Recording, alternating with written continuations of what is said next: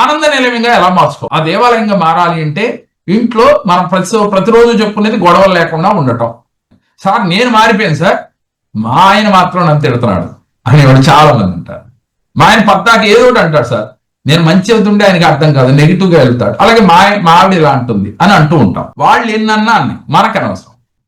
నోటి మాట అలాగే తీసుకునే ఆహారం, ఈ రెండు ఎవరికైతే కంట్రోల్లో ఉంటాయో వారు ఆనంద చిత్తుడుగా ఉంటాడు, ఆరోగ్యవంతుడిగా ఉంటాడు.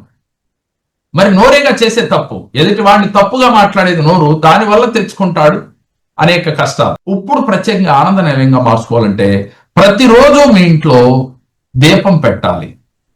ఇంట్లో దీపం ఎక్కడ పెట్టాలి అని అంటే మనం పూజా మందిరంలో పెట్టాలి అని అనుకుంటున్నాం. కాదు, ఇప్పుడు సపరేట్ గా ఆనంద నిలయం అంటే ఏంటి?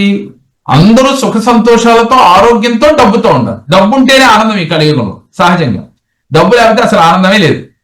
సహజంగా ఎవరికైనా అంతే కదా. అందుకని డబ్బు రావడం కోసమే ఆనంద నిలయంగా చెప్తున్నాను. నేను ఎంతసేపు కూడా డబ్బు కోసమే చెప్తాను. ఉప్పు దీపం పెట్టండి ఫ్రెండ్స్.